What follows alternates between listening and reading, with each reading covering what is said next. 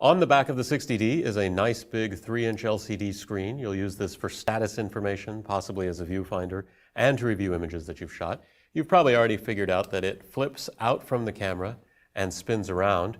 When you first took the camera out of the box, it was folded up this way so that the screen is completely covered.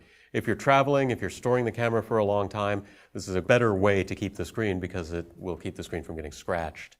Like the LCD screen on your phone or other cameras, it is possible to scratch up the screen, and that's kind of a drag because then when you're reviewing images, it can be harder to see. You can get a screen protector that can go over it. That's not a bad idea. Also, be aware that this hinge is fragile. You want to be careful with it. You want to be careful when you're taking it out and when you're rotating it. Don't ever force the screen.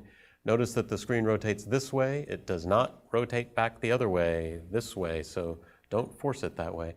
What this screen is great for is if I'm shooting with the camera way up high on a tripod, I can tilt it down so I can see it. I can hold the camera up over my head, say if I'm standing in a crowd. Or I can shoot with the camera down at waist level and tilt the camera up like that. If I'm doing macro shooting and have the camera in some weird spot, this is a way that I can maybe see it a little better.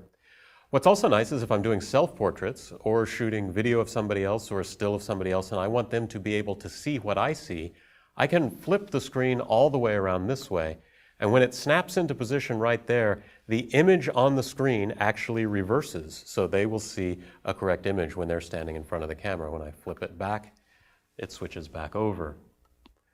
Finally, note that if I fold the screen in a little too far, it will shut off because the camera shuts the screen off before it goes completely closed. So if I'm trying to shoot at a really weird view like this, I may not be able to see the screen because it may have turned itself off. So this articulated screen is a really nice feature of the 60D and probably something you're going to find a lot of uses for.